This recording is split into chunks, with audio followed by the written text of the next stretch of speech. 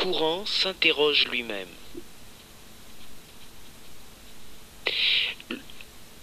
Ce courant de vie qui s'interroge lui-même à travers l'être humain, ce courant de vie se retrouve en face d'une formulation mentale qui est « Qui suis-je » Ça ne peut pas être autrement. Cette intensité de question est comme un radar qui s'oriente, qui est à la fois comme une question de désorientation et comme une question qui rappelle à l'orientation fondamentale, principielle. Au sein de l'existé, au sein de l'existence, la question de rappel, la question de principe essentiel. Qui suis-je ?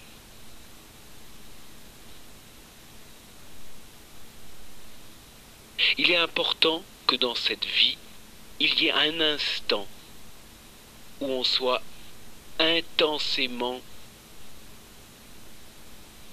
dans cela, sans défaillir, sans se distraire. Cela demande et cela requiert toute l'énergie de notre être, toute l'énergie de notre présence d'être là, dans un corps physique.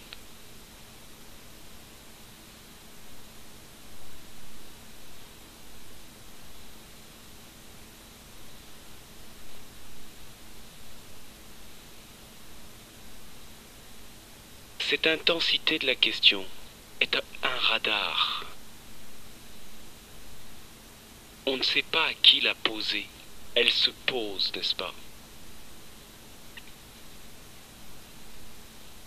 Au cours de l'aventure humaine,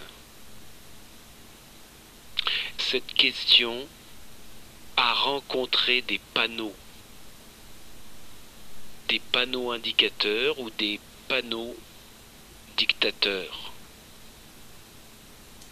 Ces panneaux indicateurs ou ces panneaux indicateurs, quels sont-ils? Qui pose la question? C'est la pensée. Qui va répondre? Est-ce la pensée?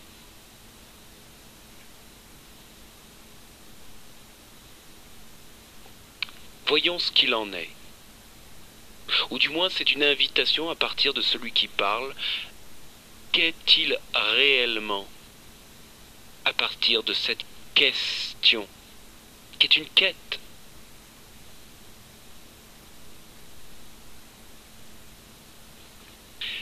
Cette question est comme une orientation à partir d'une désorientation, rappelons. Cette question est comme un concentré d'interrogation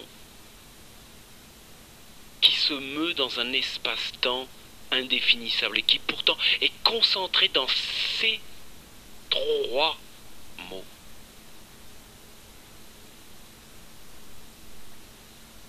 Qui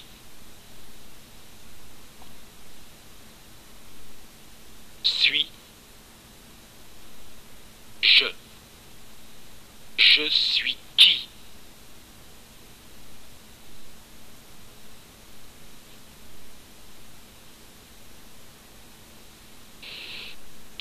Cette question rencontre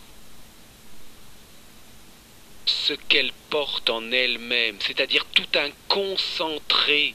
Elle attire cette question. Elle est le porteur, elle est portée par un électromagnétisme, c'est-à-dire par une énergie, par l'énergie. Et elle va se formuler avec la crête du mental, ce que le mental peut donner de plus conscient. Son interrogation. Cette question qui, lorsqu'on se la formule à soi-même, ou lorsqu'on la formule à haute voix, est une intensité que très peu d'êtres humains acceptent de vivre et partent.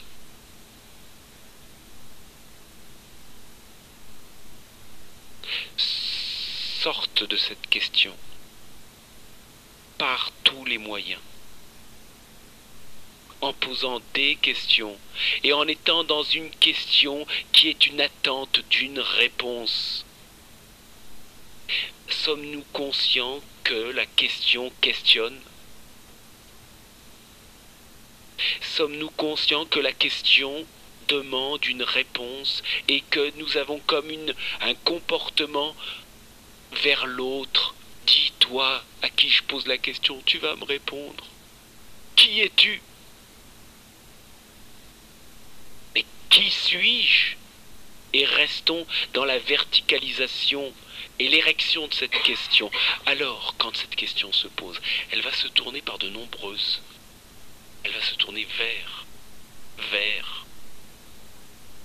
Et il arrive un moment, il arrive une phase où cette intensité d'énergie électromagnétique dans ce qui suis-je rencontre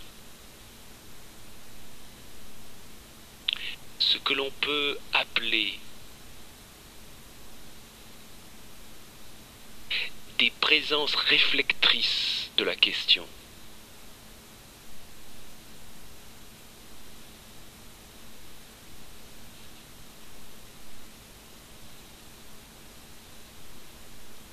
Présence réflectrice de la question qui suis-je ou quelle est la cause de la souffrance?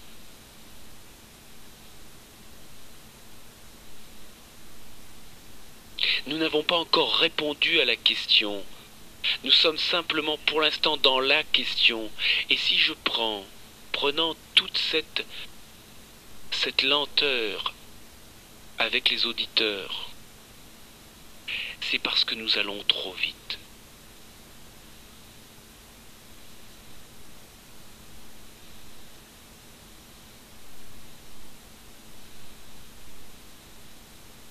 Revenir à la question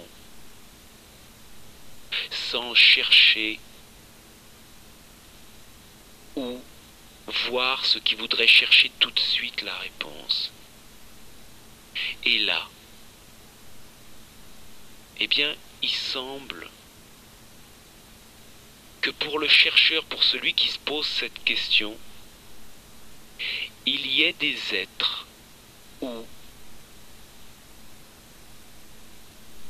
lorsque vous vous retrouvez en phase 2,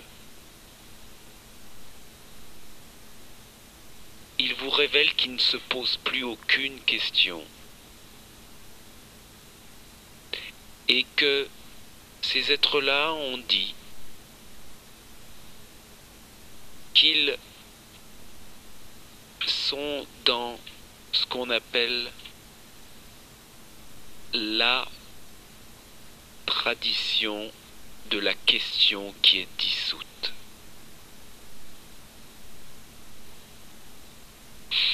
La tradition du sucre qui s'est dissous. La tradition, la transmission de l'infusion de l'être thé. Le sucre dans le thé fond.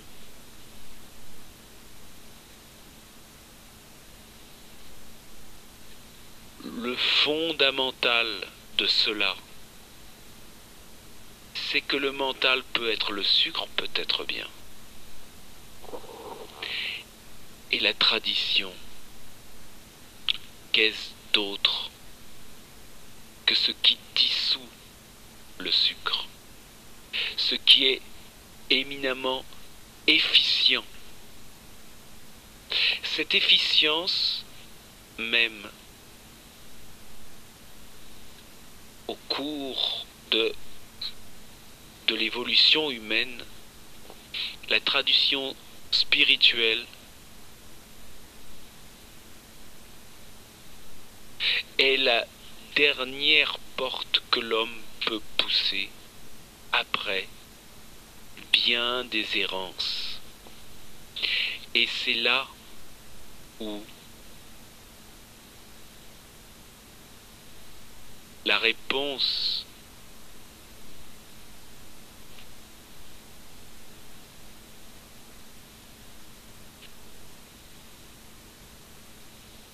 semble nous laisser sans mots. Alors,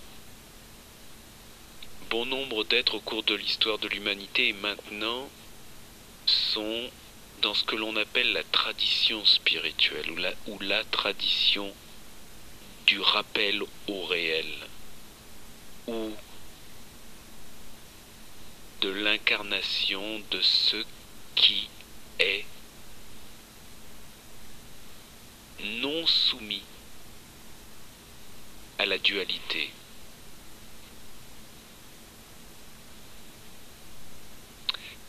C'est là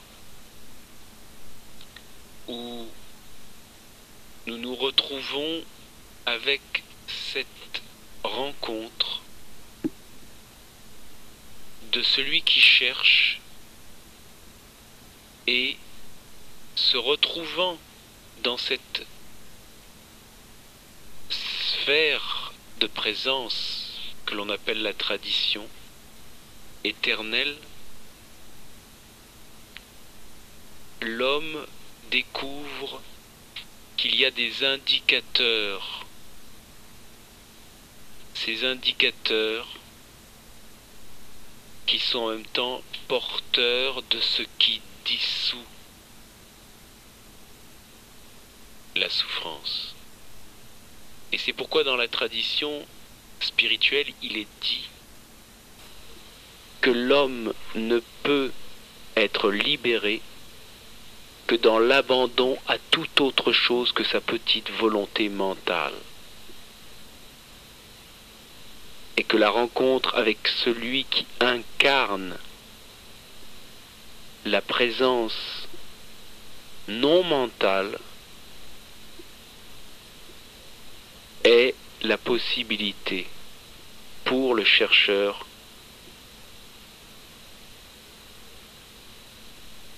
s'il se soumet ardemment à l'évidence impersonnelle, et alors il retourne dans l'évidence et l'accord de l'univers. Aujourd'hui, au XXe siècle, en 1993, il se trouve qu'il y ait de plus en plus la soif de ce que l'on appelle la spiritualité et la soif d'un retour à la valeur traditionnelle. Mais la tradition n'est pas forcément soumise à ce que l'on peut voir de l'extérieur, c'est-à-dire dans les formes. Les formes de la tradition sont multiples, sont diverses. Et ces différentes formes vont correspondre à différents tempéraments. Et cela fait que ces différentes formes, ces différentes influences, ces différentes vibrations, ces différents rayons semblent intéresser de plus en plus les êtres humains dans le monde entier. C'est en quelque sorte un constat. C'est qu'il y a un fort appel. Il y a quelque chose qui se passe en même temps qu'il y a une grande crise ou une très grande interrogation, plus ou moins formulée consciemment. Il y a une intensité de souffrance qui s'élève dans la terre ou sur la terre ou dans l'atmosphère. Et cette intensité de souffrance, qui ici, ne serait-ce qu'à Paris, n'y est pas sensible? Et qui peut encore dire que de parler de cela